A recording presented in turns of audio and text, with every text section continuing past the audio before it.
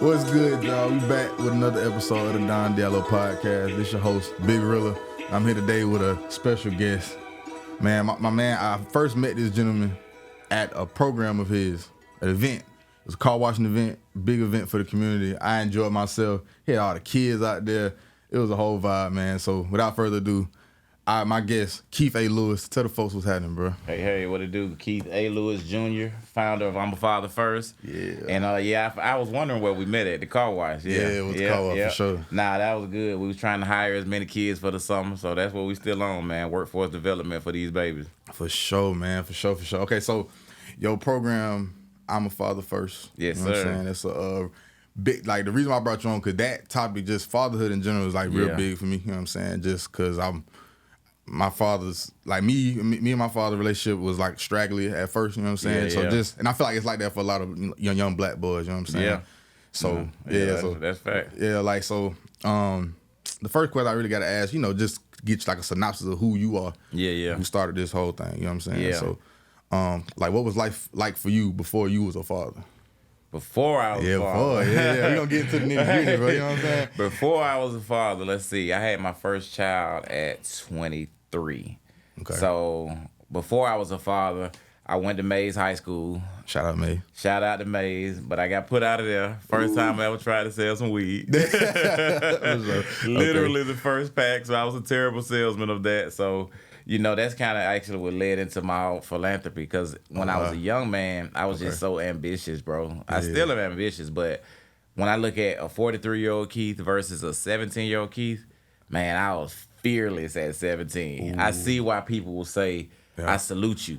So before being a parent, sports was my life. I played baseball. I played baseball, football, and basketball growing up. Okay. But baseball was my sport. I was about 40 pounds lighter, probably 60, because, that little boy weight, what I mean? Yeah, for sure. But I went to Mays, and then when I got put out of there, I was able to still go to Westlake and play. And that's what kind of led me to getting into my first career, which was sports marketing and branding, because we had so many people from the lake. Oh, you did sports marketing and branding? Yeah, that was what I did before any of this. And I would say that's how I'm a Father First took off, because branding was always at the forefront of my thoughts. You know what I'm saying? Word. So, just a young Keith, fearless, ambitious, trying anything just to be able to be successful, honestly. It was always about a purpose, you know what I'm saying? For sure. So, yeah. So, like, over time, that purpose did change into, like, what? Yeah, like, over time, man, I would say from after high school, I didn't want to go to college. I went to Atlanta Metro for like half a semester. For sure. By Thanksgiving break, I was withdrawn. You know what I mean? It was just too much for you, or like? I just would say I didn't understand the value in it. Now I understand the value of education. I understand the value of some type of foundation more so. Okay. Especially with my personality. Yeah. Like, put me in a room and I'm going to come out of there with whatever is valuable. You know what I'm saying? Yeah. So, Metro, I didn't see it, you know what I mean? But I would say to my younger self, just go ahead and get that little associates. You know what I'm saying? Yeah, okay. Because once I had that idle time, that's what led me to being just a knucklehead. And I ended up getting shot twice and going to prison. You know what I'm saying? Crazy. So I had a whole wild set. I would say 16 through 22. The experiences made who I am now. I would say that. Heard that. Nah, for sure. Yeah. So you said 16, 22. So you said you had a kid at 23 to 20. So was your kid, the first child, calmed you down all the way? Or my daughter Samaya was born when I was in prison. And I remember, because I only did 11 months. A lot of my OG friends say, boy, you ain't go to prison. You just stop by real quick. But as you know, any time away from civilization is for sure. It causes levels of PTSD. You know, I realized those times caused me to have like abandonment issues, because when I was away from my daughter and my wife at the time, you know, it was hard, bro. It was hard for that guard, that white guard, to come say Louis 60, and I got to say yes, sir. He like called home, because I knew my daughter was born, because she was, you know, I was anticipating her. But I would say, man, when she was born, it gave me a clarity on life being bigger than me. For sure. So unfortunately, in our communities, we end up having children way young, and that ends up hindering a lot of their growth, you know, just because you're not stable enough to be able to provide the platform, you know. So, sure. I mean, that's another conversation, but I would say Samaya definitely changed my life. Samaya, shout out Samaya. Yeah, shout out to my spoiled baby girl. I love her with all my heart. Okay. So we're going to switch it up a little bit. Let's talk about your book. The New Norm. Yeah. Oh, I got one in the truck for you too. For sure. Yeah. The book is called The New Norm: The Desensitization of the Black Family. So I remember when I dropped the book, I remember a friend of mine kept saying, Keith, you got to change that title, you know, because he was like, nobody's going to get desensitization. And the funny thing was, I dropped the book in 2020-ish. Yeah, during the pandemic. Okay. But it was crazy because the new norm became such a big catchphrase because of the pandemic. So I did the trademark on it, but then it got kicked back. So it's some games that get played. Because I remember talking to a couple of people, and they were like, you got the trademark? And I'm like, yeah. And it was crazy because to me, it was about how the dynamics of the families are. Yeah, right. The new norm had nothing to do with no mask and social distancing. Yeah. It was totally about, right now, like you said, there's this thing in our community where fathers and black boys don't connect the way they're supposed to. Me and my partner just talked about this morning. It was so hard because he was listening to Cameron and Mace's podcast. For sure. And Cameron was saying something to the effect of his son came downstairs, saw him working out, and he wanted him to jump in with him. And he just, like, that's my dad, I'm going upstairs. Mace was talking about how he paid for his son to go to college, and when he took him to campus, he was happy. He was ready to walk around with him, and his dad was like, where you going? So it just hit me when we was talking about that this morning, that it doesn't matter what your status is, that connection, your kid's gonna always think you're not cool. I don't care if you was running around with Puffy and Bentleys or whatever. That seemed like old antiquated data for them. You know what I'm saying? It don't register. So my whole vision of the desensitization of the black family was to address why are young men angry, why the mothers end up enabling these boys to where they can't, you know, thrive as individual men. Mm-hmm. You know, it was just more so about the dynamic of the families. It was my contribution to restoring the black family. You know what I'm saying? For sure. Yeah. That just inspired me. No, like it's really because like I know that's like dynamic because like my mom, especially like we growing up, my mom it was a situation where it took for me to become a man and just understand certain stuff for me to not like think about my dad the way I was. Yeah. But I realized then like my mom was just angry at him. Yeah. So that projection was, I heard that. So like, I used to think my mom could do no wrong. Yeah. And, you know what I'm saying? I'm like my dad like just the all on, but then when I got on like, damn, well, let me relax. That's when I started. That's how it go. Yeah. You never know until you got to walk in them shoes. You know what I'm saying? Yeah. It's like one thing my daddy tells me, he say, I don't know, he said, my mom said he left, my daddy said she put me out. He said, either way, I ended up without a father. Right. And when I think about that, I think about the fact that you can't come in. I'm sorry, my son is over here, guys. You can see, you gotta sit over there or something. Son, you're messing up the interview right now. Oh, sorry. All right. Shout out to King, y'all. Shout out to King. I knew he was not going to last the whole 50 minutes in there. I was just going to tell you something. Okay, you can't right now while I'm on the camera. So shout out to King. Shout out to King. Shout out to King. For sure. That's literally how life is. And even with that, 20 years ago, I would have been so mad at my oldest kids with that. Because I got a 19, a 17, and then a 7. But I've learned through time that grace is to be given at all times. You know what I'm saying? Yeah, the things that we trip about usually are so minimal that if we really reposition the narrative in our brains, what we feel like is so bad, it's not. Like, so back to my father, when he used to tell me that, it never meant as much as it did until I began this organization. Because I deal with so many men with abandonment issues. Yeah. And my goal, like, you know me from mentoring and helping the young people. For sure. But that was because, to me, that was the natural thing. But honestly, bro, what ended up happening is I was like, I would rather have 20 men that we can build together than having 100 kids I say I mentor. Because first of all, mentorship is such a broad scope. Yeah, like, are you helping them get jobs? Are you helping them in life skills? Are you helping them, so many areas that are all important, equally important. Right. But what I saw was this program was designed to help brothers to have a safe space to have these conversations and to be able to say, bro, I'm going through this right now. A safe space where you could talk to another heterosexual man and it ain't gonna be no smoke, no judgment, no girl talk, sharing your openness, your vulnerability. Because what I just realized, man, is men, we don't get enough of those spaces. We don't. So yeah, that's really what the whole goal of this organization is. Okay. So you would say like that originally sparked the what originally sparked the I'm a father first? Well, the juicy stuff. The juicy stuff is, when I went through a divorce, in 2010, I had to drive 5 hours to Moss Point, Mississippi to get my children. Ooh, so it was literally 5 hours, spend 15 minutes to put their luggages in the vehicle and drive 5 hours back. So, and most of the time I was like scraping up my coins to do it, scraping up money for rental cars, Zaxby's. I remember the Zaxby's in Birmingham, man, was my spot because that was like kind of like the halfway spot. Okay. And it started from me going down there to pick up my kids. Me and my ex-wife was having an argument about money as usual. For sure. And it wasn't. I used to blame her, but that was so immature of me.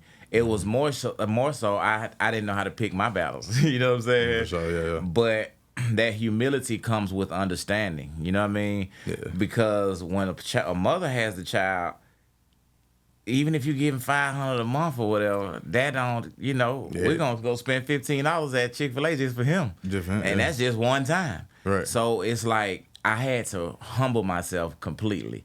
But the juice was the uncle pulled out a gun on me and told me I couldn't get my kids. Whoa. Yeah. We had to hit a little turn real quick. I went and picked up my kids. Me and the ex-wife got into an argument and on the phone over money, and instead of me just saying, yes, I have the money, I'm like, why the hell would I not? Why would I be coming if I ain't got the money? Because I'm 30 at the time, 32. This was 10 years ago. And I'm still not understanding. She's frustrated. She's overwhelmed. And instead of hearing her, I'm hearing this dollar when I'm coming with your little money and my time with my children. All I was looking at is me. The me. And so but at the time you wouldn't think about that. That's crazy that you say that now though, and I give you the respect for that, cause that's like enough for you to realize, just be like, man, I was on one, when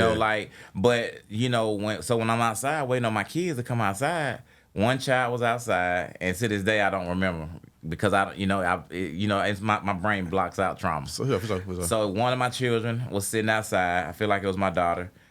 My son or whoever the other child was in the house. And I was like, hey, I'm pulling up. Usually it's running the same way King just came in the interview. Usually it's running. Dad's here. Jump in the car. We gone. Yeah. But this time, whoever was outside went inside. And they didn't come outside for 15, 20 minutes. And then so I'm sitting in the yard. And I see the uncle come outside with a dusty revolver. Hell, not a dusty and revolver. I'm like, what does he feel to do with this dusty revolver? Oh, hell So, because he used to defend me a lot of times. Why y'all making it so hard for Keith to be a daddy? But this time, his niece had come to him. And, of course, when you just living in, the family property, you the man there because nobody's married. Right. You the man. You got to come out and be bravo in your way. So I looked down, saw the gun. I'm like, boy, what you doing? And he was like, what you doing? He was like, Keith, you got to go. And I'm like, what? And he was like, man, you got to go. I was like, bro, you can't be for real. So he was like, man, you got to go on. Don't make me bust you. And I'm like, And, you know, I've been shot twice, so that I don't take those type of words kindly. Nobody does. Nobody does. But especially when you've been shot, it's like that's PTSD trigger warning for me. Yeah. So I leave, I call the police, and they say, "Are you still at the location?" I said, "Ma'am, he pulled a gun on me." And she was like, "Well, you got to come to the police station."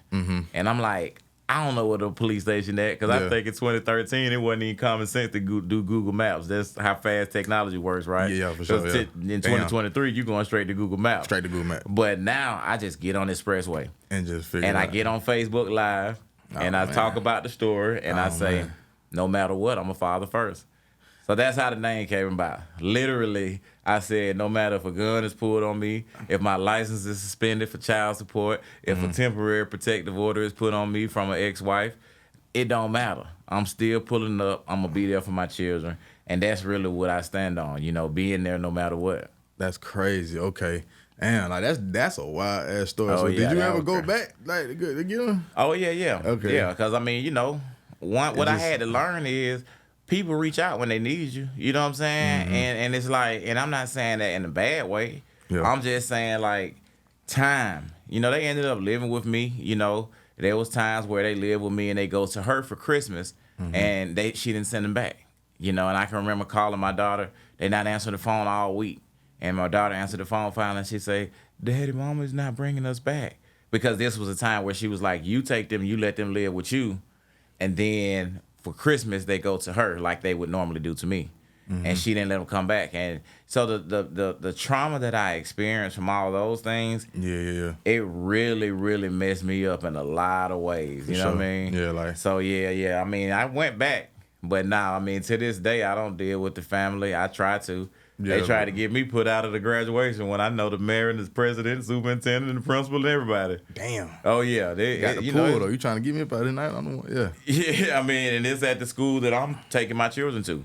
She graduated from Coretta Scott, you know, and off Bankhead. And that was because my program was in Best Academy. So my son was at Best, my daughter was at Coretta Scott, and she graduated in 2022. And it was still just that resistance to me being there, you know? Yeah. Yeah, so it never stopped. You know, I got friends who've known me for 15 years, and they like, bro, you still going through this? So, you know, for me, it's been so important to help other brothers, to have somebody to talk to about this stuff. For sure. So, like, this is like your baby for real. Yeah. Like, this whole organization, it's something that's very personal for you. Yeah. Yeah, because so many men, they are sheltering themselves in these safe spaces mentally for themselves. But eventually, you know, to speak high level, I can say it's affected my revenue, it's affected my health, it's affected my mental. I'm not taking anything from her. I'm just saying what it's done for me. Definitely not taking away from what it's done for my babies. Yeah. But for me, it's made me not the earner that I've desired to be for my family.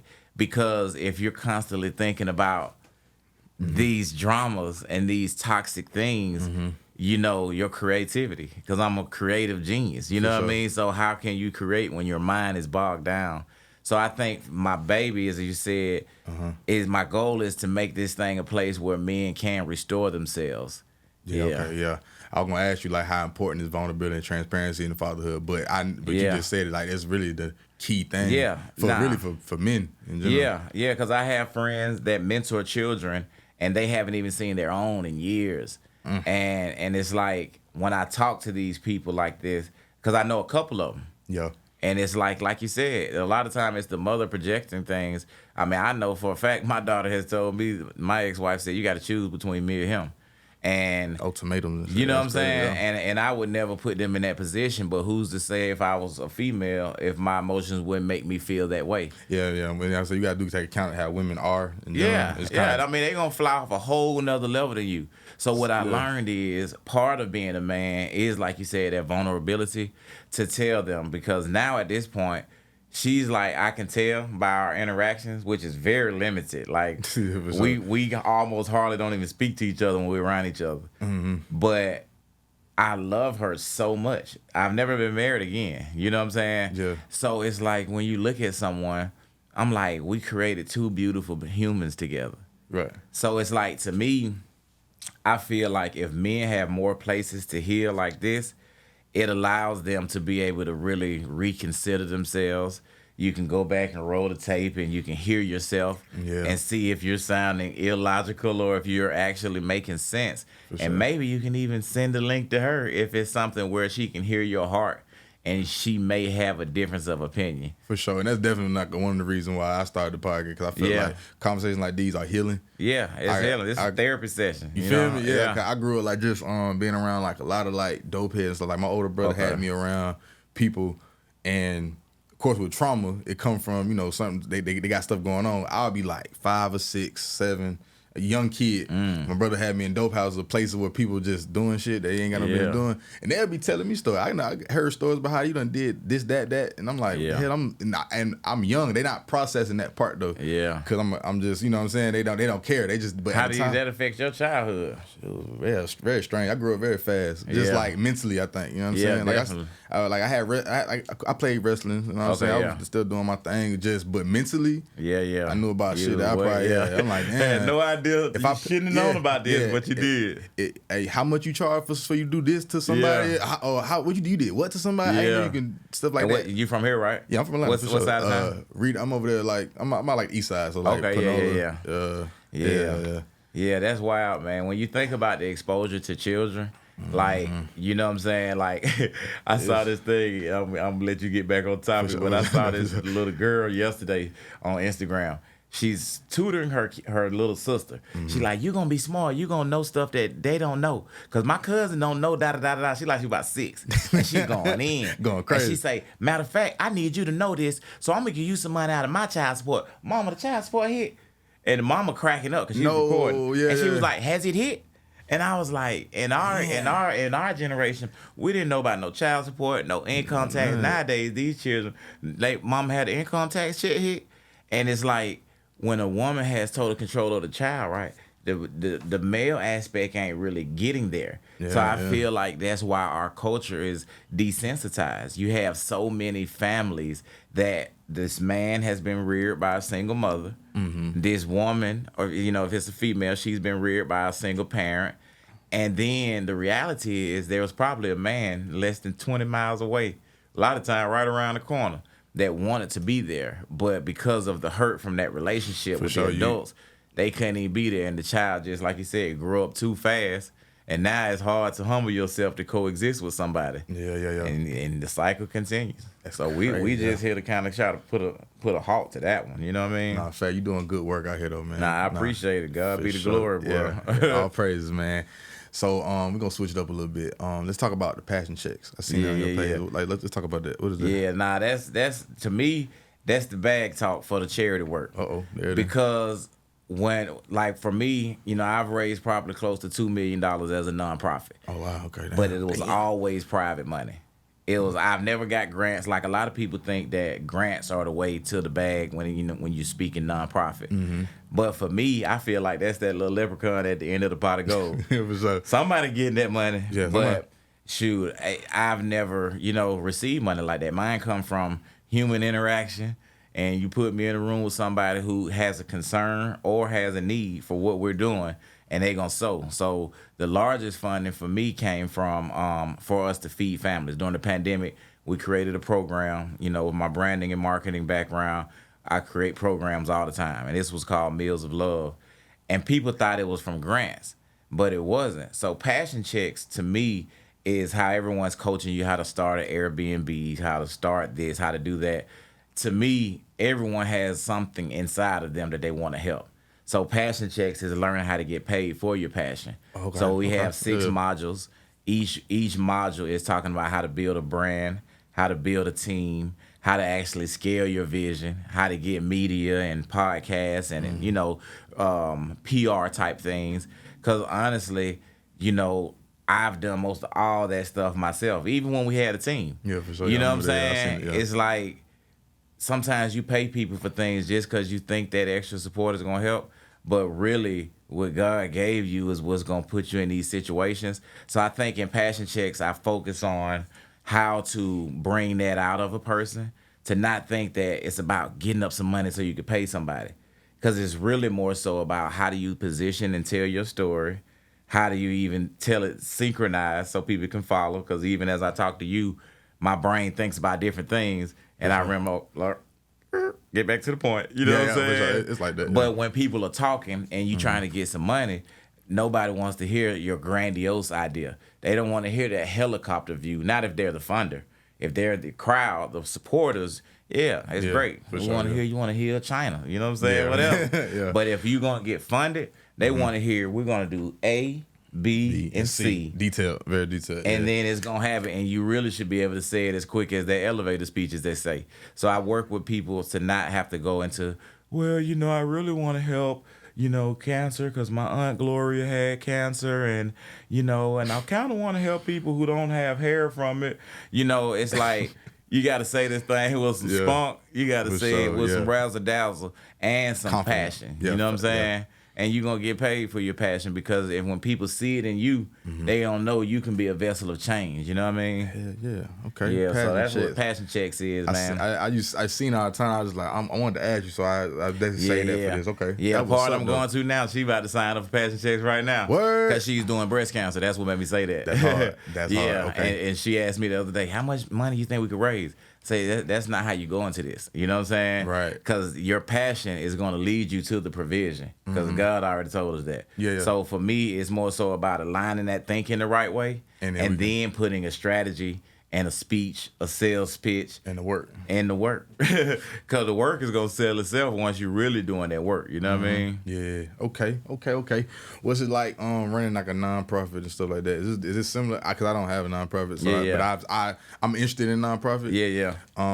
But I just want to know, like, what is that like? Is it like running a regular business? Yeah, I mean, it's definitely like running a traditional LLC. Okay. The only difference is, of course, you're looking at your product is whatever you're servicing. Like us, we're servicing a double-headed monster. We're focusing on the father, and we're focusing on the young black boys. So we're looking at two angles here. So it's funny in nonprofits because you have to turn into a professional fundraiser to be able to have the funds to do this. Okay, yeah, you know what I'm saying? Because when I first heard the nonprofit, I'm like, so what's the point of the business? I'm thinking like, money, like you gotta make money. Yeah. If there's no profit, how we make money? But the one thing, like I can tell you, even to me doing sports marketing and branding, doing events, the most money I've ever made was coming from I'm a Father First. Like because I created programs, and in each program you can pay yourself. The food, I'm paying myself. You know what I mean? I'm paying the chef, I'm paying drivers, I'm paying, the marketing people, whatever. But the goal is to create programs that's going to create change, but create budgets, and then you putting yourself in the line items, but you're also earning that money, we're raising the money. And that's what's tricky because you literally have to raise money to help people. You know what I'm saying? Yeah, it's sure. like you got to come up with a check to help people. So when I say I raised almost $2 million, like 80% goes back to the people because you can only pay yourself about what I was told is 30% out of operating versus salary. But as a black man, I try to keep it at 20% because we want to make sure we ain't got no problems. No, fact. You don't want none of that. Nonprofit is definitely like an LLC. The difference is you're giving tax deductible donations where you're giving tax write-offs to people who make donations to the org. Okay. So if you're dealing with high dollar people, right now is the time because it's the end of the year. Okay. While poverty looks like how do I save for Christmas presents, wealth looks like how do I get rid of $200,000 so Uncle Sam don't take it. You know what I'm saying? Word. Oh shit, that's a gem right there. I like because you want to give away like for athletes or the people who donated the millions to us. They donated over $19 million that year. Damn. You know what I'm saying? And became billionaires during the pandemic. But that's because of the industry they're in. But it's like when you make $500 million, you got to give away 30% because Uncle Sam tax, if I'm not mistaken, it's like 38% when you're in that luxury tax area. Yeah, he taking that anyway. Yeah, so he taking that anyway. Yeah. So if you can leverage it and pay this nonprofit, help build 10 houses over in here and help feed 200,000 family meals or whatever, now you've done God's work with your blessings and you've provided yourself a tax shelter, So it's really about who you're talking to. And that's another thing I focus on in Passion Checks. It's like knowing your audience. Because if you trying to shake your friends down for 100, sure. That ain't gonna feed nobody. Do it. Yeah, and they don't understand the mentality of what it is because they probably haven't got to that level of business yet. Yeah. My business ain't to that point either, so it's not a judgment, but it's just you're gonna deal with wealth because they the ones have tax deductible dollars they need to get rid of anyway. Heard that. Yeah. Okay. Okay. I'm gonna have to holler at you after this for sure. Yeah, We're let's gonna tap in. Yeah, we're gonna tap in for sure. Last one, man. What advice would you give to someone who's about to become a father? A new father. I would say, if you're a new father, first child, I would say definitely make sure you get your ego in check. The child is going to soften you up naturally anyway. But I would say just know that there's no wrong way to be a father other than being absent. You know what I'm saying? Boom. Wait, say that one more time. There's no wrong way to be a father other than being absent, you know? Because if you're present, you know, the Holy Spirit, I believe, is going to guide you. He's going to show you how to actually nurture that child, how to give that child grace when they walk in your interviews, how to give that child grace when they don't respond to your text in 2 days because they 19 now. And my oldest daughter got a boyfriend. So yeah. He's smiling, but he's like, bro, they got me fucked up. Yeah, I smile to cover up all my feelings. But, you know, I would just say just extend yourself that grace, you know, because giving yourself grace, like literally, you know, today I'll say a quick story. I text my son this morning, my oldest, because he works right by my house in East Point. Okay, so I said, hey, I got to come do this interview on the east side. So can you see if your sister boyfriend can take you to work? And, of course, I'll take him back home tonight. So he didn't respond because he's 17. He sleep. Then he texts me 22 minutes before he got to be to work. And he 30 minutes away from me. Like, Daddy, you coming to get me? And I'm like, did you not check your text message? So I called him. And he like, I'm just waking up. And he's 17. You know, stayed up all night on Friday. So I'm still in my super dad mode. Like, let me go ahead and get him. But King is in the tub. And I know your sister boyfriend is over there. You know what I'm saying? Yeah. So I'm like, tell his ass to go take you. That, you know, because last night he should have stayed with me so I wouldn't have to do that. But my point is, you have to know when to say no. And you have to be cool with that. Because you can't save all. You can't give out of an empty cup. You know what I mean? And that's what I think nonprofit leaders have to learn the most. Like, you can't be bitter about the things you're doing because it may be pulling from you because it's your passion, it's your gift to the world. And that's the same thing for a father. You can't be bitter and you can't be hurt about the blessing that you have to be a father. Because that love and that connection is not going to be duplicated anywhere else. It's nowhere else where a human is going to run in your arms the way my 7-year-old does. Right. You know what I'm saying? Yeah. So to me, I would say being a father is the greatest gift that a man can have because, you know, it says be fruitful and multiply. Sure. But then also, it's like that love that they're going to give you, you got to make sure you're giving that back to them. They got to see love in you first, you know? For sure, yeah. Yeah, so I would say that'd be the quick sound bite, you know, make sure they see that love in you first so they can give it back out of example that you set, you know? I love that, man. Much respect to you, bro. Yeah. What's next for the business? What's next for the nonprofit? What's next for Keith? What's next? What's next for you, man? Lake Charles, Louisiana. Ooh, yeah, that's right. That's right, you expanding, yeah, man. This was my prayer, you know, to have chapters.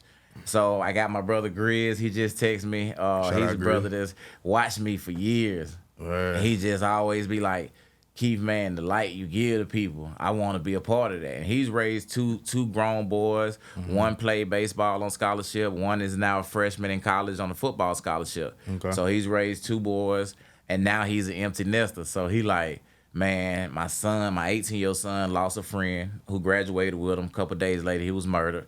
And he was like, I can't just keep watching this. So he said, bro, instead of me trying to create something new, let me just tap into your playbook.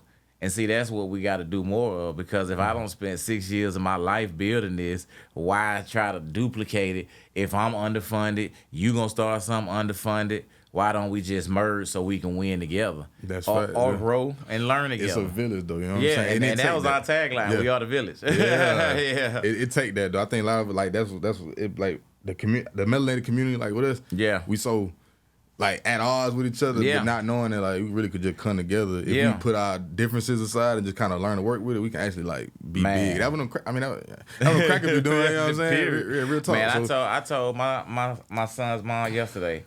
I said, imagine if all of us got along, bruh. That is what I would say is my biggest vision. Because, you know, in the nonprofit, you have to have a mission and a vision. Your mission is what you're working on now. You're supposed to be able to say that in 30 words or less. Your vision is where you plan on growing to. I would say I desire for all brothers to be able to get along so we can change the narrative in our communities. Because if you got this person is a mechanic, this person is a print shop, this person is production studio, this person is the thinker out the group, this person is the talker. Because my whole life, I was always criticized from people that was brave enough to say it in my face. You know what I'm saying? You talk too much. Yeah. But when you get around other like minds, but they like, boy, keep preaching, black man. Keep on, yeah. You know what I'm Keep saying? talking, yeah, for sure. But it's all in a person's interpretation. And what I would say for me with this next step is growing to Lake Charles. We got a building donated in Athens too. My brother, another brother he's been around, but he ain't been like this. And that's what I learned. You're going to get that support from far away before you get it internally. You know what I'm saying? But it's nothing to feel bad about. It's just when a person think they know you, they think they know you. They know what you like to drink. They know what type of women you like to deal with. They know what can rock you. So they use that against you opposed to saying, let's protect him. Like when I got like kind of larger in stature, if you would say that, I would deal with grown people who would say, we got to protect you at all costs. And you have to have the humility to receive that type of, extension of love. Sure. Because if you're like petty brain, you looking at that as like, yeah, I'm the gift. Nah, you ain't the gift, you just the vessel. You know what I'm saying? Yeah. So when you being a vessel, you got to be okay. So like with my boys in Louisiana, we got a 4-day weekend coming up. I'm super excited. We're going to be feeding 2 teams, like one on Thursday and one on Saturday. They play on Friday. Okay. So we're going to feed them and talk to them. Of course, everybody got the merch. We call this mission sauce. You know what I'm saying? Sorry, I didn't get the shirt today. I'm going to have it ASAP. I had a fit with it too, I know you did. Because I see you got them J's on, man. Chill out there. Not too much. You got that pressure going. So, thank you, bro. Thank you. I definitely, I'm excited to get with the brothers down there because they're in Louisiana and they got that southern hospitality for real. I can already tell you October, I think it's the 26th through the 29th, we about to bring something to that city that they ain't never seen before. Ooh, yeah. And I pray that God uses all the brothers in this mission, right? Like one of them is here today. He's in town. And that's what I just love about the brotherhood, because it just grows. You know what I'm saying? He's in town, so after my son's pool party, we're going to go watch a football game with him and fellowship. And it's like, to me, that's the goal. So from Athens, we've been expanding and making, but Lake Charles has an official chapter president, a treasurer, and they've started raising money. I'm liking it. Okay. Yeah, so Athens is, we got to build it. You know what I mean? Macon, we got to build it. Yeah. Lake Charles, we got brothers who standing 10 toes down, and I just pray that they have the endurance to really just make that impact in the community. So expansion is the thing for me right now. Like, how do you scale, Yeah. When you get big in business, they'll tell you it ain't nothing if you can't duplicate what you're doing somewhere else. You know what I'm saying? There it is. So that's the goal right now, to be able to duplicate our programs, duplicate our philosophies, and somebody else can be sitting up here talking about how important being a father is to them, I'm loving it. But hey, man, I pray that you continue to strive and keep the endurance to keep pushing forward. Yes, sir. I seen what you did firsthand. Yeah. Way back then. I know you're doing something big now. I need to definitely tap in with you. We're going to get some more work in. Yeah, I appreciate you reaching out to me. It's been a blessing. No, for sure. Let the folks know where they can reach you and contact you right here. This your angle right here, man. Yes, sir. So the Instagram for I'm a Father First is I am, just like here, without an apostrophe. I am a father, and then it's 1ST. This page has the most followers with the F1RST, but it got hacked on Father's Day. No, yes, that's ironic. The hackers, man. Fuck the hackers. Fuck But yeah, you can find us at I'm a Father 1ST. So it's I'm a Father 1ST. But if you hashtag I'm a Father First, it'll come up. Google us. We got YouTube. We got all that stuff, man. And then I'm Keith A. Lewis Jr. So my Instagram is Keith A. Lewis Jr. And really just want people to tap into the organization. Get involved. We're doing a lot of stuff in the community day by day. That's all I know how to serve, man. Yeah, for sure. All right, we're going to get up out of here. But y'all, if y'all want to reach us, you can reach us at Don Diallo TV on all platforms. You can also reach me at WhoIsRilla, WHOISRXLLA on all platforms. Without further ado, brought to you by Gate7 Studios. This is the Don Diallo Podcast. I'm Rilla, and we are out.